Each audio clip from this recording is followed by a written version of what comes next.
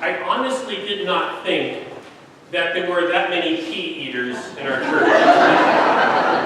That was a surprise. Grace to you and peace from God our Father and our Lord and Savior Jesus Christ. Amen. Simon, son of John, do you love me? Yes, Lord. You know that I love you. Well, then feed my sheep.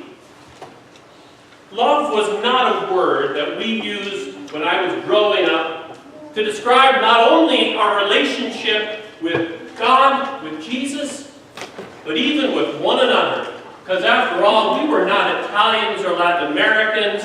We did not hug much. We were a Northern European family that lived pretty much in our minds, in our brains.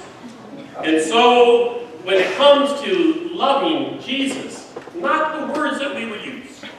We would say stuff like, Jesus, we want really to be good Christians and do whatever you want us to do. So we did what just about everyone else did in those days. We joined church, and not just any church. We joined the church that we left back in Wisconsin. And in fact, it was the same kind of church that my grandparents were a part of, and their grandparents were a part of. It was the Lutheran church. There was a lot of brand loyalty in those days. People didn't go church shopping. It was, you just kind of went where you always went. And I liked my church. My family liked our church. It was a good church to grow up in. But you know, it was just a church, right? I mean, we had a life. We went to school. That was really important. And we worked. That was really important. I got my first job when I was 7 years old. I learned pretty early on that life was about productivity. Then Sunday rolled around, and we went to church. And that's a different deal altogether. It's not like school. It's not like work. And you don't get all emotional and worked up over what you were doing on Sunday. You just did it. So imagine the surprise of my parents when I told them that I thought maybe I wanted to become a pastor. They didn't tell me really much, but I only can imagine in their mind that they were thinking that this is different. We didn't have any pastors in my family. We had engineers, we had teachers, we had lumberjacks, we had construction workers. You know, people who did things with their hands and with their lives. We didn't have pastors. So my hunch is that my parents were thinking, it's weird. Our son is selling out and doing something different. Now, if that's what they were thinking, they were sort of right. Not about the selling out part, but about the different part. Because church is a different kind of world. Being a pastor of a church is a different deal. I mean, how do you describe a church? It's not a business, is it? But it has to have some business ideas. And well, it's not a school, but we're pretty interested in learning. And pastors themselves, they don't clock in. There's no time clock. And how do pastors know if they're doing a good job? I mean, there aren't any benchmarks or quotas for pastors to hit numbers and so forth. So church has always been, at least for me, kind of an odd place, a different kind of deal than anything else that I knew. And then one day, and really not so long ago, one day I heard a preacher, and he talked about the church. He used as his text the passage from Matthew chapter 16, where Jesus tells Peter that he's going to build the church on the rock of the confession that Jesus is the Messiah, the Son of the living God. And then the preacher said this: the church is the hope of the world. The local church, he said, is the hope of the world. And maybe you really think, what is he talking about? The hope of the world. What about the school system? I mean, is there a higher calling than to teach kids how to think? What about being a nurse or a doctor? That's a very important role that people play to bring healing to to people's bodies? What about running a nonprofit organization, let's say feeding hungry children in a third world country? That's pretty important, isn't it? Or what about just having a job where you're contributing, to your community, to your neighborhood, you're making life better for other people simply by virtue of having a job? Isn't that really important? How is it then, in light of those things, that the church, not one of those other places, is the hope of the world? Here's what the preacher said. His answer was, because the church, or better, the message that the church has, is a message that can change lives, not just for now, but for all eternity. Because while the church is concerned about your physical, intellectual, social, financial lives, the church is the only institution, organization, movement that is interested in your soul. Because the church, or again, maybe better, the message of the church is about promoting forgiveness and peace and healing and joy and reconciliation and justice and love for not just a group of people, but for all people. That's our mandate. You won't read that mandate in any Fortune 500 company. You won't see that mandate on any secular school wall. And I can guess what you're thinking right now. You're thinking, well, wait a second.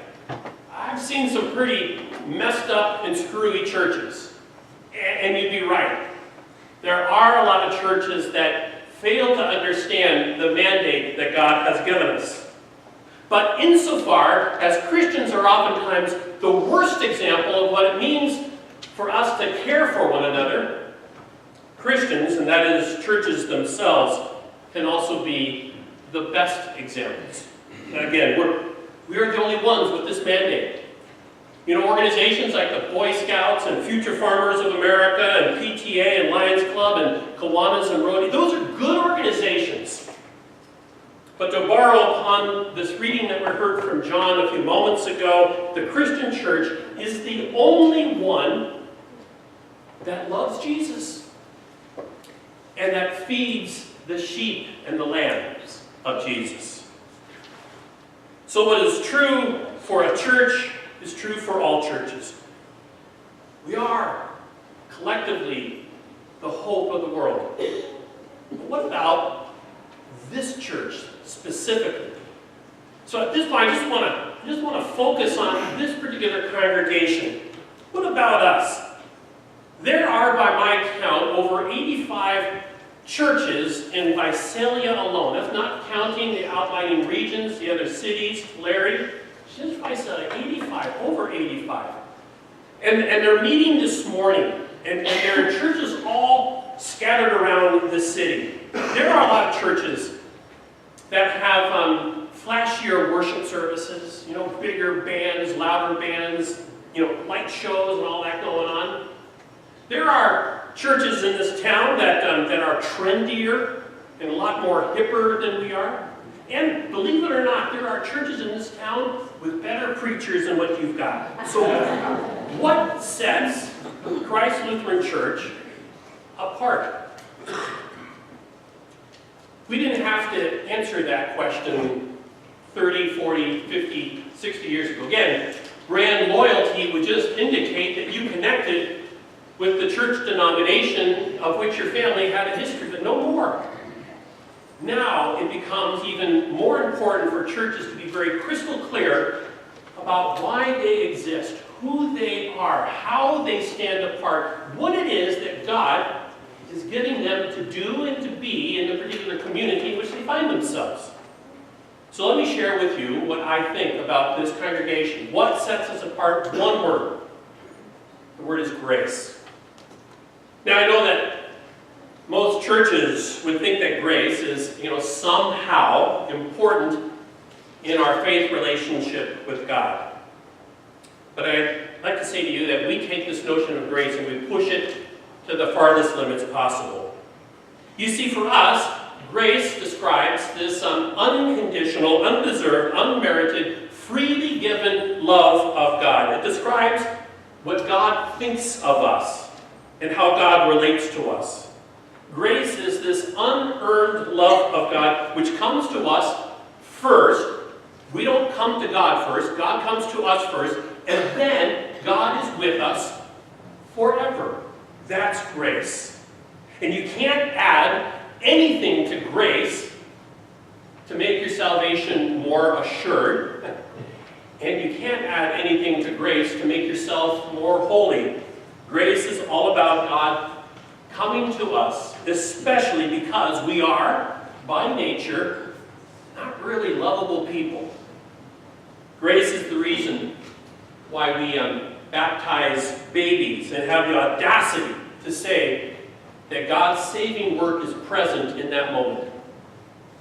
Grace is the reason why we confess our sins at every worship service and have the audacity to say that God forgives you. Grace is the reason why we do not equivocate but have the audacity at a funeral to commend to God Almighty the person who has passed, regardless of who they are and what they have done. You do not have to be something you are not. You do not have to attain a certain level of faith. You do not have to be free from sin. You are simply loved by God. That is grace. And I think we talk that language and use that reflection most profoundly against the backdrop of other churches. But insofar as grace defines our relationship with God, grace also defines our relationship with one another and with the world. We have, in our church, 5 core values which describe how we live out grace with one another and with others. And the first of those core values says that we serve others unconditionally. I know that this flies in the face of current political thinking, but grace for us means that if there is a need, we will do whatever we can to fill that need without judgment. Without judgment. So if you're a part of this church, you need to know how deeply important serving is for each and every one of us. It is key.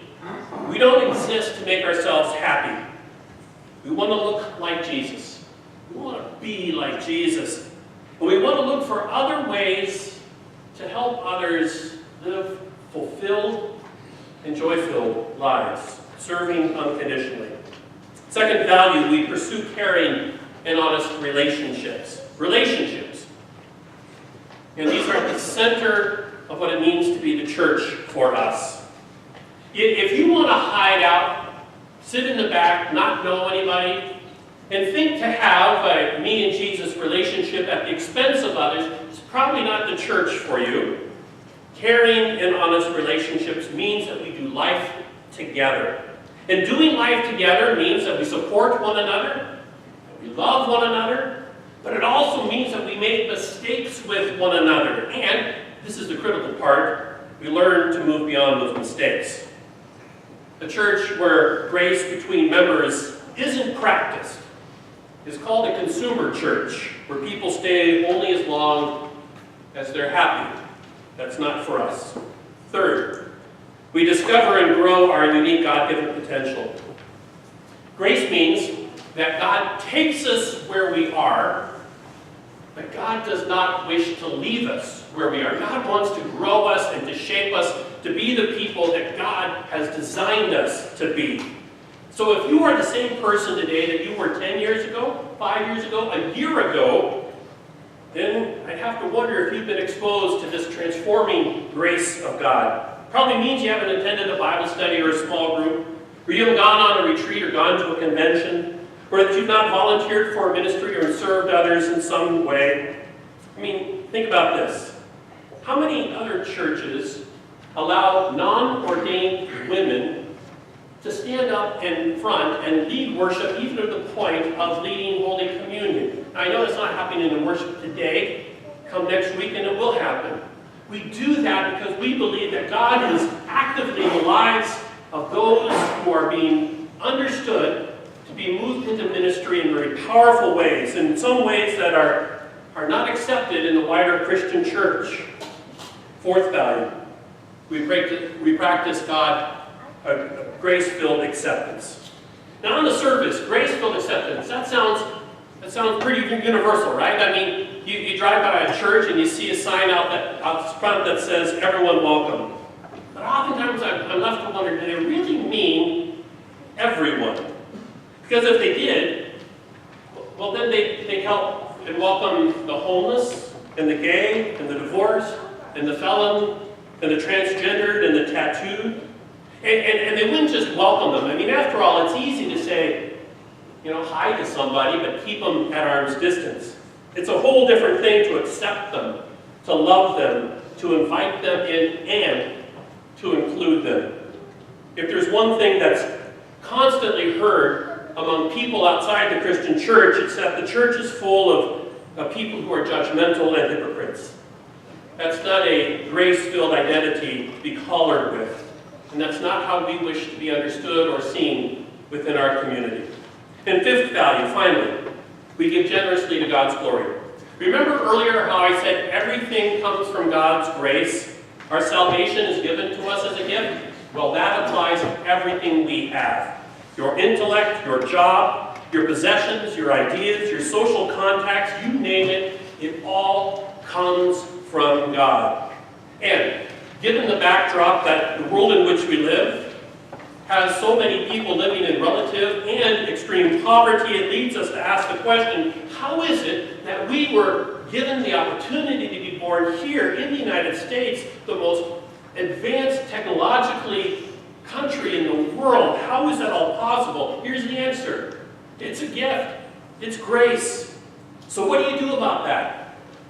Well, you give.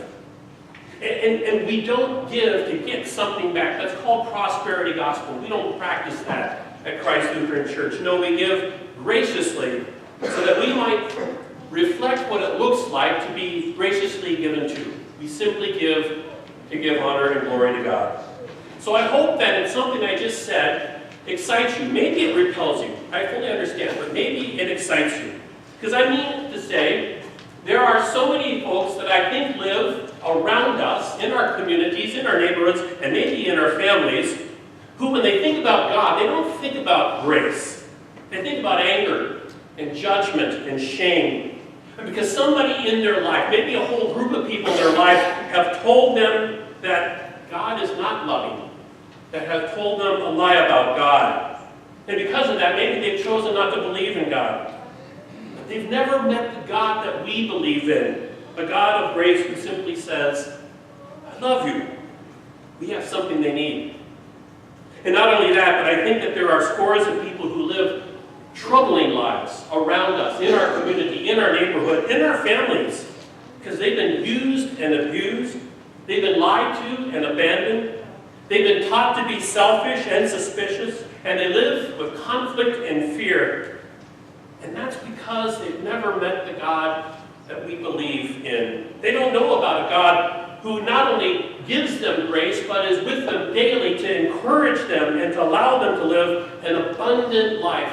A life where peace and joy and forgiveness is possible. They need what we have. Grace comes with an invitation. And the invitation simply is to be a disciple of Jesus Christ, of letting God love you, and letting God shape you to be a part of the community of faith, the church, so that we might together be, truly, the hope of the world. If you are a member of the Church Universal, you are a part of something that is bigger than yourself, something that is unlike anything else that you are connected with, because it has eternal implications.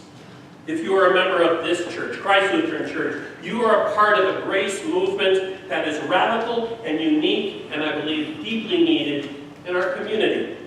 If you're not a member of this church or any church, well then let this be an invitation. Come. Let's change the world. Let's change our community. Let's change our neighborhoods. Let's change our families. Let's change our marriages. Let's change our lives. All because of God's grace that abides and lives within us. And should Jesus ever come up to you and say, hey, do you love me? you can say, you betcha, Jesus, because I'm a member of Christ Lutheran Church, and I'm here to feed your sheep. Amen. The peace of the Lord be with you always. I invite you to rise and share the peace of Christ with those who are near you.